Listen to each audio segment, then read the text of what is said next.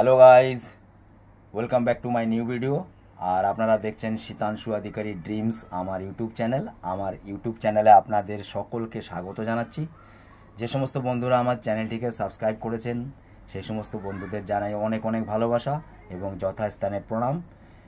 এবং যে সমস্ত বন্ধুরা এখনও আমার চ্যানেলটিকে সাবস্ক্রাইব করেননি সেই সমস্ত বন্ধুদের উদ্দেশ্যে বলছি, প্লিজ বন্ধুরা আমার পাশে থাকুন, আমায় সাপোর্ট করুন। আমার চ্যানেলটিকে সাবস্ক্রাইব করে পাশে থাকা ছোটো বেল আইকনটিকে ক্লিক করে নোটিফিকেশান অন করে রাখবেন, যাতে সামনে আমি কোনো ভিডিও আপলোড করলে আপনারা সঙ্গে সঙ্গে ভিডিওটির নোটিফিকেশান পেয়ে যান এবং সর্বপ্রথম ভিডিওটি আপনারা দেখতে পারেন। তো বন্ধুরা, আজ একটা নতুন রেসিপির ভিডিও নিয়ে আপনাদের সামনে উপস্থিত হয়ে গেছি। আর আজকে বানাচ্ছি আমরা বাড়িতে কই ভাপা। আর এগুলি জ্যান্ত কই ছিল, এখন আর জ্যান্ত নেই যেহেতু কাটা হয়েছে, এবং কেটে মাছগুলিকে জাস্ট ফর তেল হলুদ নুন মাখিয়ে রাখা হয়েছে। এবার সামনে কিভাবে আমরা ভিডিও মাধ্যমে দেখাচ্ছি, রেসিপিটি তৈরি করছি, তো আপনারা ভিডিওটি দেখতে থাকুন, সঙ্গে থাকুন, আশা করি ভালো লাগবে।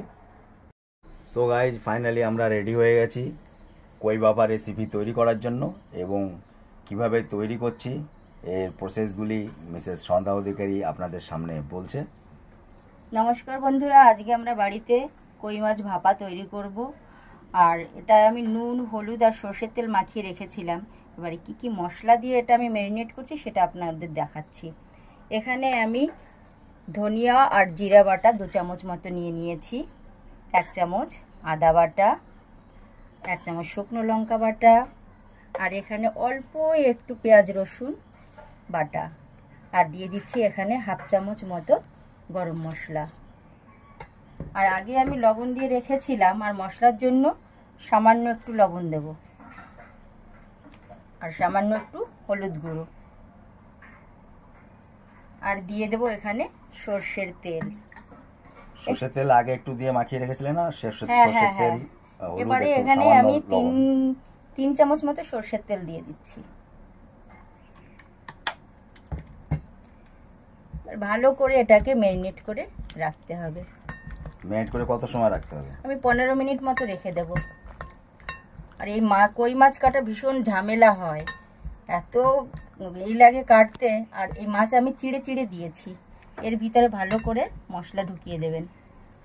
আর জ্যান্ত কই ছিল বন্ধুরা, দেশি জ্যান্ত কই। আর বাজারে গেছিলাম, জ্যান্ত দেশি কই পেয়ে গেছিলাম, তো না এনে আর থাকতে পারলাম না, তো মাছগুলি নিয়ে এসেছিলাম বাড়িতে। তো আজকে আপনাদের দেখাচ্ছি কিভাবে কই ভাপা রেসিপি তৈরি করছি আমরা। আপনারা আমার ভিডিওর মাধ্যমে সঙ্গে থাকুন এবং দেখতে থাকুন ভিডিওটি, আশা করি ভালো লাগবে। আর বন্ধুদের কাছে আমার রিকোয়েস্ট, প্লিজ বন্ধুরা কেউ ভিডিওটি স্কিপ করবেন না, ফুল ভিডিওটি ওয়াচ করবেন এবং ফুল ওয়াচ করার পরে লাইক কমেন্ট শেয়ার করবেন, সেই আশা রেখে ভিডিওটি আমি সামনে এগিয়ে নিয়ে যাচ্ছি। এবারে 15 মিনিটের জন্য ঢেকে আমি রেখে দিচ্ছি, ভালো করে যাতে ম্যারিনেট হয় সেজন্য ঢেকে রাখা হচ্ছে। 15 মিনিট পরে ঢাকনাটা খুলে এবারে একটা আমি টিফিন কৌটোর মধ্যে এই মাছগুলো বসিয়ে দেব। এই টিফিন কৌটোটার ভিতরে আমি মাছগুলো বসাবো।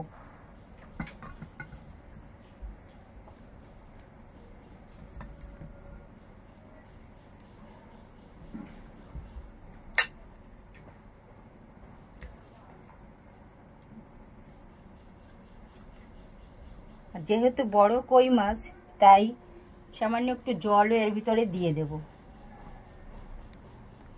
বন্ধুরা, বানানোর আগেই তো স্মেল পাচ্ছি, সেই মশলারই স্মেল দারুণ পাচ্ছি। আর বানানোর পরে তো জাস্ট ওয়াও টেস্টি হবে মনে হচ্ছে।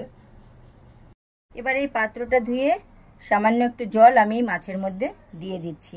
আর এই মাছ ভাপাটা আপনারা সর্ষের তেলেও করতে পারেন।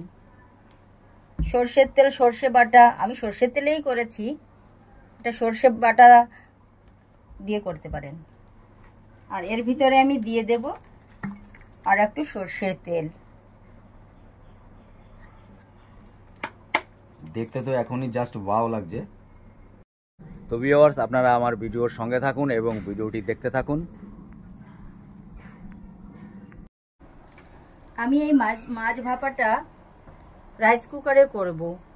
আর আপনারা এটা হাঁড়িতেও করতে পারেন বা কাঠের উনুনেও করতে পারেন, যে যেভাবে করতে চান সে সেভাবেই করতে পারেন, বা কড়াইতে জল দিয়েও করতে পারেন।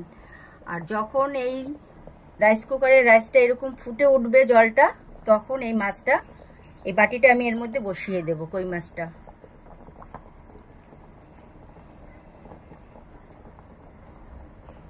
দেখুন এইভাবে রাইস কুকারেই মাছটা সিদ্ধ হয়ে যাবে। খুব সুন্দর একটা পদ্ধতি, যেতে এক্সট্রা করে কিছু করতে হচ্ছে না, আর রাইসের মধ্যেই আমাদের কই ভাপা রেডি হয়ে যাচ্ছে। তো বন্ধুরা আপনারা দেখুন কিভাবে আমরা তৈরি করছি, আর এভাবে বাড়িতে বানিয়ে খাবেন, জাস্ট ওয়াও। এর আগেও অনেকবার আমরা বাড়িতে বানিয়ে খেয়েছি, জাস্ট ওয়াও লাগে, ইয়াম্মি টেস্টি। তো আপনারা সঙ্গে থাকুন, ভিডিওটি দেখতে থাকুন। রাইস কুকারে কই মাছ সিদ্ধ একটা সুবিধা আছে, কারণ ভাতও হয়ে যাবে আর আমার কই মাছ ভাপাটাও হয়ে যাবে।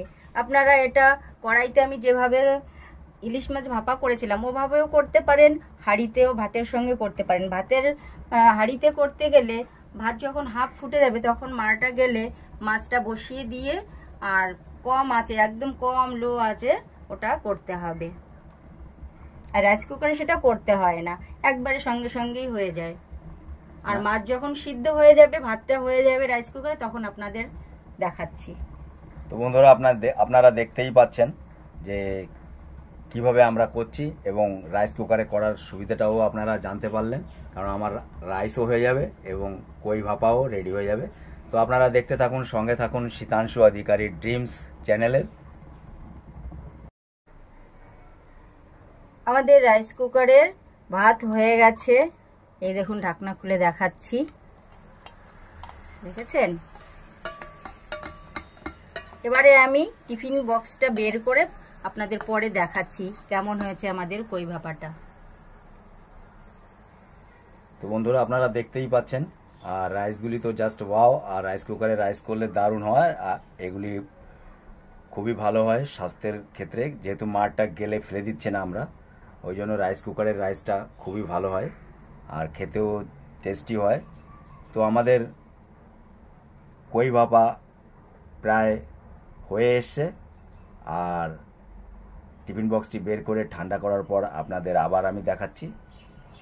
সো গাইজ, ফাইনালি আমাদের কই ভাপা বানানোর টিফিন বক্সটি এত সময় ঠান্ডা হয়ে গেছে, আর আপনারাও অনেক সময় ধরে আমার ভিডিওটি দেখছেন, আর আমিও অপেক্ষা করছি কখন রেসিপিটি তৈরি হবে, আপনাদের দেখাবো।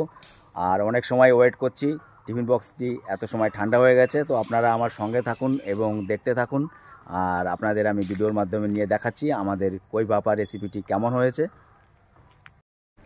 রাইস কুকার থেকে টিফিন বক্সটি বাইরে বের করে রেখেছিলাম, আর বক্সটি ঠান্ডা হয়ে গেছে। এবারে খুলে দেখাচ্ছি, এই দেখুন কত সুন্দর হয়েছে আমার কই ভাপা রেসিপি। আর একটা কাঁটা চামচ দিয়ে আপনাদের দেখাচ্ছি কই মাছটা কতটা নরম হয়েছে, দেখুন ঢুকে যাচ্ছে, দেখতে পাচ্ছেন? এমনি কই মাছ তো শক্ত থাকে, আর এটা ভীষণ নরম সফট হয়ে গেছে, দেখুন। সো গাইজ, আপনারা দেখতে পারলেন আমাদের ভিডিওর মাধ্যমে কই ভাপা কিভাবে তৈরি করলাম, আর টিফিন বক্সটি ঠান্ডাও হয়ে গেছে, আর অপেক্ষা করছিলাম কখন ঠান্ডা হবে। আর জাস্ট ওয়াও। আর বন্ধুদের একটি সতর্কতা বার্তা দিচ্ছি আমি, কেউ গরম অবস্থায় টিফিন বক্স খুলতে যাবেন না, সেক্ষেত্রে ব্লাস্ট হতে পারে টিফিন বক্সটি। আপনারা যখনই এইভাবে করবেন তো টিফিন বক্সটি বাইরে রেখে ঠান্ডা করবেন, ঠান্ডা হয়ে যাওয়ার পরে তবেই আপনারা টিফিন বক্সটি ওপেন করবেন। তো বন্ধুরা, ভিডিওটি আপনারা ধৈর্য ধরে আপনাদের মূল্যবান সময় দিয়ে এত সময় ধরে দেখলেন, ভিডিওটি দেখার জন্য আপনাদের সকলকে অনেক অনেক অনেক অনেক অনেক অনেক ভালোবাসা এবং যথাস্থানে প্রণাম জানাচ্ছি। এবং আমার ভিডিও যদি আপনাদের ভালো লাগে তো আমার ভিডিওটি লাইক করবেন এবং কমেন্ট অবশ্যই করবেন যে কেমন লাগলো। আর যদি আমার চ্যানেলটি ভালো লাগে তাহলে আমার চ্যানেলটি সাবস্ক্রাইব করে আমার পরিবারে থেকে যাবেন, এবং চ্যানেলটি সাবস্ক্রাইব করার পর পাশে থাকা ছোট বেল আইকনটি ক্লিক করে নোটিফিকেশান অন করে রাখবেন, যাতে সামনে আমি কোনো ভিডিও আপলোড করলে আপনারা সঙ্গে সঙ্গে ভিডিওটির নোটিফিকেশান পেয়ে যান এবং সর্বপ্রথম ভিডিওটি আপনারা দেখতে পারেন। তো বন্ধুরা, এবার বিদায়ের পালা। আর যখনই আপনাদের থেকে বিদায় নিতে চাই তো আমার মন খারাপ হয়ে যায়, কিন্তু কি করব বলুন, যেতেই হবে। আর অনেক ব্যস্ততার মাঝে আমি ভিডিও শ্যুট করি, তো সেক্ষেত্রে আমার বলা কথা কিছুটা ভুল হতে পারে, তো আপনারা ক্ষমা করে দেবেন। ক্ষমা প্রার্থনীয় আপনাদের কাছে, ক্ষমা মার্জনা করবেন। আর আমাকে যেভাবে সাপোর্ট করছেন এইভাবেই সাপোর্ট করে আসবেন। আর প্লিজ ভিডিওটি সবাই আমার প্রত্যেকটি ভিডিওটি দেখলে ফুল দেখবেন এবং আমার পাশে যেভাবে আছেন এইভাবেই থাকবেন। তো বন্ধুরা, এবার তাহলে আসি, সামনে আবার কোনো নতুন ভিডিও নিয়ে আপনাদের সামনে উপস্থিত হয়ে যাব। আপনারাও ভালো থাকুন, সুস্থ থাকুন, অলওয়েজ শীতাংশু অধিকারী ড্রিমস চ্যানেলের সঙ্গে থাকুন এবং প্রচণ্ড গরমে নিজেদের খেয়াল রাখুন, আত্মীয় স্বজন বন্ধুবান্ধব সবার খেয়াল রাখুন, সবাইকে নিয়ে সুস্থ থাকুন, ভালো থাকুন এবং অলওয়েজ আমার চ্যানেল শীতাংশু অধিকারী ড্রিমসের সঙ্গে থাকুন। তো বন্ধুরা, এবার তাহলে রাখি, সামনে আবার কোনো নতুন ভিডিওর খোঁজে আমিও থাকছি, আর আপনারাও আমার নতুন ভিডিওর অপেক্ষায় থাকুন। সবাইকে tata, bye bye, take care.